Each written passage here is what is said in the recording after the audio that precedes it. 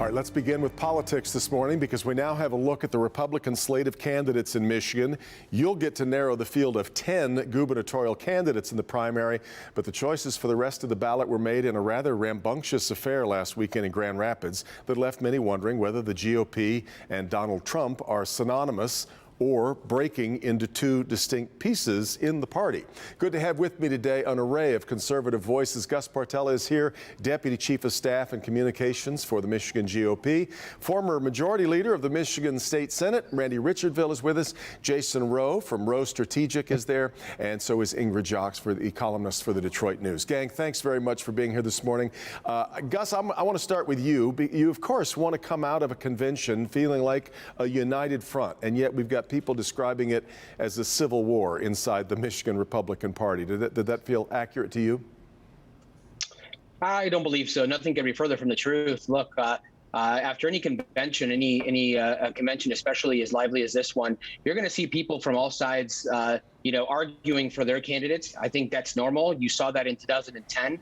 It's starting to feel more like that year. At the end of the day, Republicans are focused on one thing, and that's electing Republicans up and down the ballot. We believe we'll be able to do that with our current candidates, and we're moving forward at the end of the day, and coming out even more united after the August primary when we select the Republican nominee for governor. Jason Rowe, let me ask you: do you see the same solidarity? Well, I think the political environment is such that no matter how fractured the party may or may not be, we may just benefit from the wins. I don't think we put forward the best candidate for November on the Republican side, and I think there remain questions on the vetting of the candidates that will be our standard bearers for Secretary of State and Attorney General. But I do think that the Democratic office holders statewide are so bad that the Democratic Party's position far, far outside the mainstream of where most Americans are, frankly, we could throw up a dead cat and probably compete with the current crowd. That's certainly, there's a lot of people, Randy, that expect this to be a really big year for Republicans, only unless they somehow mess it up themselves. And I think that there were a number of folks that came out of that convention last week that I guess you'd refer to them as more traditional members of the Michigan GOP who described exactly that to me, that they're afraid that this is going to implode somehow. Oh, I don't think it's going to implode, to be honest with you. This is more like a preseason game to me. The way I see it, it's okay, we're getting started, we're getting together, we got a few kinks to work out. But to me, the real issue is going to be not only who we put up in the primary and who wins the primary for governor, because the top of the ticket, as much as we might not like to realize, at the top of the ticket usually drives the turnout. And the turnout is going to be dependent upon who looks at the top, looks at the gubernatorial race and says, did Governor Whitmer, has she done enough? Is COVID okay? What about Biden? What about the midterm elections, which usually swing in our direction? And with President Biden's relatively low approval rating, you think that that's going to drive turnout probably for Republicans. But really, in the long term, once we get through, we got through this convention, we got the primary to get through.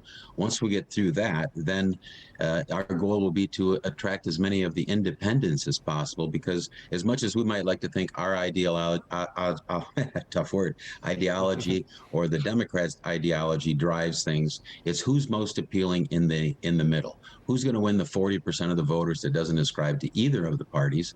And I believe we have candidates and those that are going to come out and say, this is what we would do in contrast to what Joe Biden is doing with the country and versus what Gretchen Whitmer is doing with the state. And I think you're going to hear a pretty good articulation of Republican values and a movement toward conservatism. Let's stay with that, your theme there. Yes, these elections, especially in a purple state like Michigan, are decided in the middle. Ingrid, your colleague at the News, Nolan Finley, frequent guest of this program, wrote this past week about some of the old guard of Michigan Republicanism getting together to put their money in very different directions, and that they sense that there's a very dangerous thing that happened last weekend at the convention.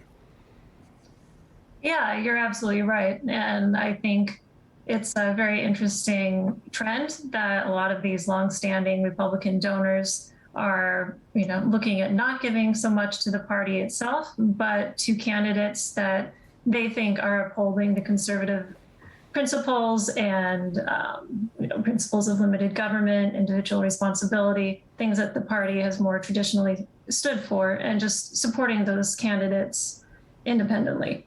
And because I think there is a lot of fractious divides right now in the party, more than normal, and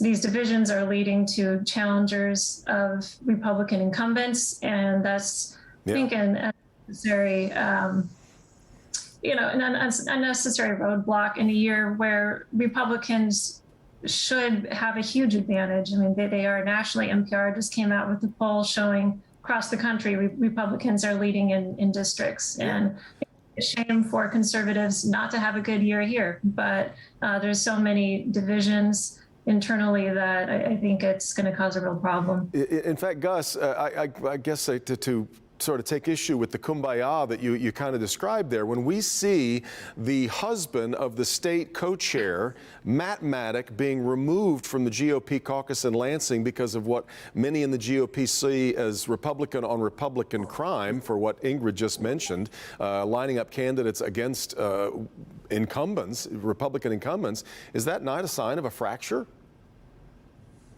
Well, look, I think when you're looking at a year such an important year like this one for Republicans, of course you're going to see all sides of the party in different factions of the party excited about what they can do and what kind of solutions they can offer or put forward.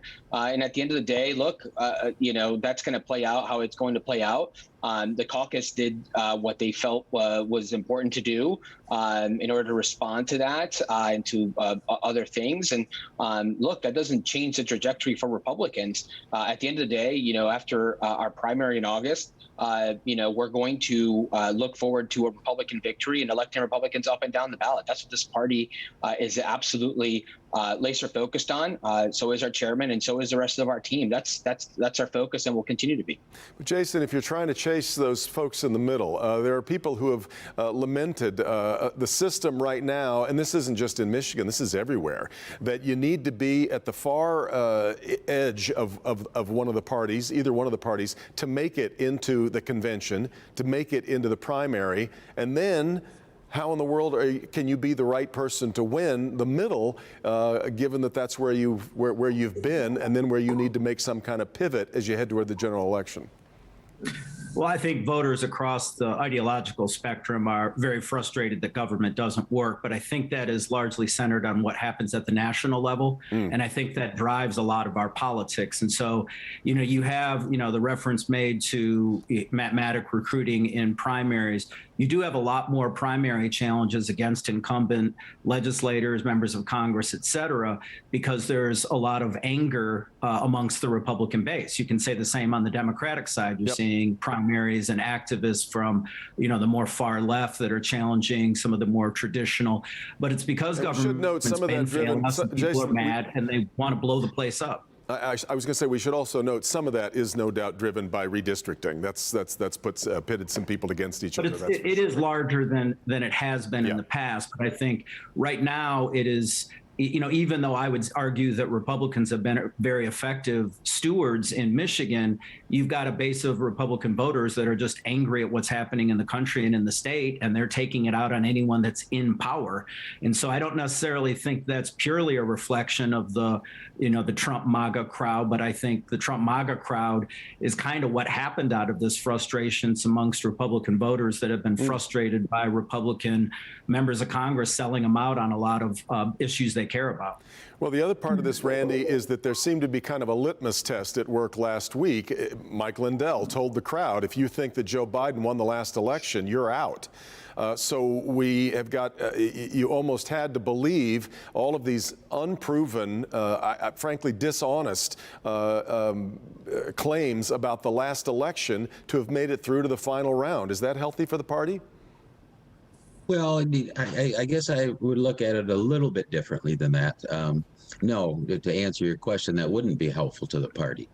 But if Joe Biden, the debate about whether or not Joe Biden or Donald Trump won the election by the process that's in place isn't as important as the fact that Joe Biden is losing the country right now.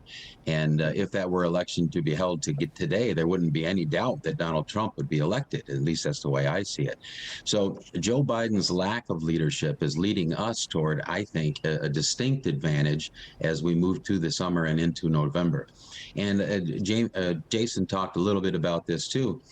We're maybe at the forefront of the news right now as there's some differences within the Republican Party, but the Democrat Party is very fractured right now as well. And I know we touched on that a little bit, but they're not uniting at all. And even though we've got some conflicts, I think that because what Ingrid said about the strength of our values and what the people in the middle are looking for, I think we have a better story to tell. It depends a lot to me on who's going to win this primary for the governorship, who we're going to put up against Gretchen Whitmer. If you look in my lifetime, there's not a single governor that was elected that wasn't reelected in the first term. So that's a daunting task to take on a sitting governor. And that's probably at the core of what we've got to go after. So it's going to be down to those 10 candidates, which one emerges and which one can take her on in a way that